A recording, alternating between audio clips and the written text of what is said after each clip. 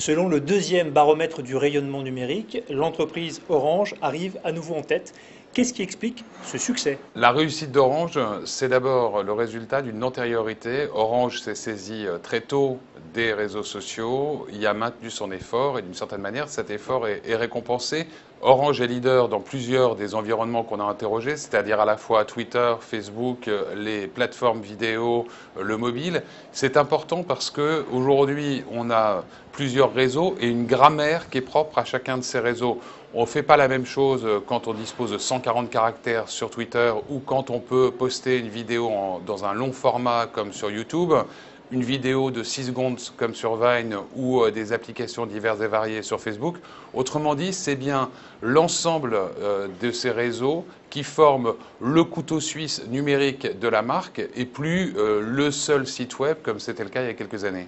Pouvez-vous me citer une application représentative de la créativité sur les réseaux sociaux de Orange? Je pense que le réseau récemment ouvert sur lequel Orange a vraiment s'est illustré par sa créativité, par la qualité de ses réalisations, ça a été Vine, cette petite sœur de Twitter qui propose des vidéos en 6 secondes.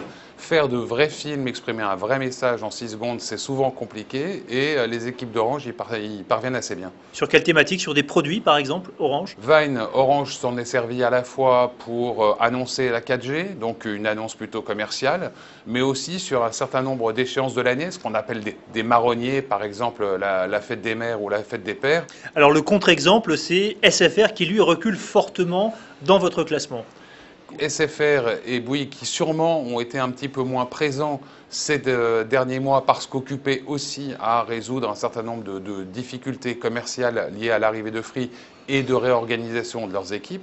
On peut dire que ce contexte économique a été défavorable au déploiement sur Internet, par exemple pour SFR et pour Bouygues? Certainement pour SFR et Bouygues, ça a amené les équipes et la direction des groupes à concentrer les efforts ailleurs que sur les réseaux sociaux. Et ça se paye, ou en tout cas ça se traduit par un recul dans le classement. Mais encore une fois, ça ne veut pas dire qu'en valeur absolue, SFR ou Bouygues sont moins puissants qu'il y a 6 mois. D'autres leur sont passés devant.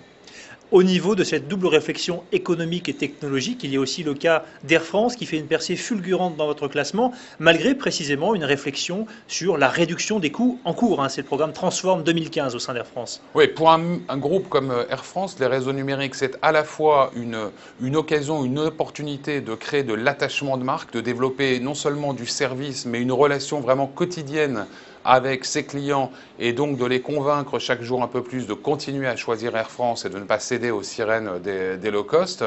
Et puis c'est aussi la possibilité d'automatiser ou de pré-automatiser un certain nombre de fonctions ou de services et là de gagner en efficacité, en efficience et finalement en coût.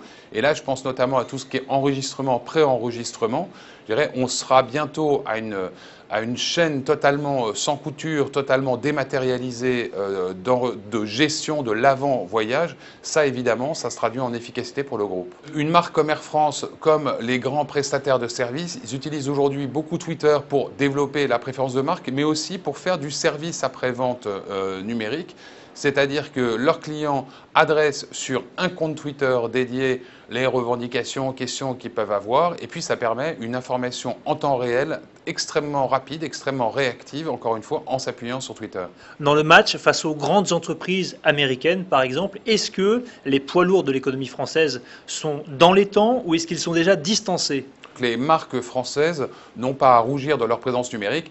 Peut-être une exception ou une performance, en tout cas d'une marque étrangère, c'est Audi, qui se classe deuxième dans ce deuxième top 100 et donc qui se glisse entre deux marques françaises fortes, Orange et Air France. Et Audi a-t-elle une application différenciante? Elle a notamment beaucoup progressé sur Twitter, je crois.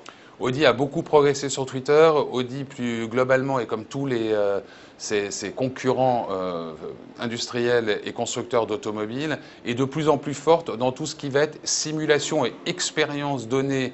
Et on ne va pas dire essai parce qu'on n'est pas au volant, mais en tout cas sentiment de connaître et de toucher de près les véhicules à travers non seulement les réseaux numériques classiques, mais beaucoup les applis et les modules de réalité augmentée qui sont développés sur les applis. Donc,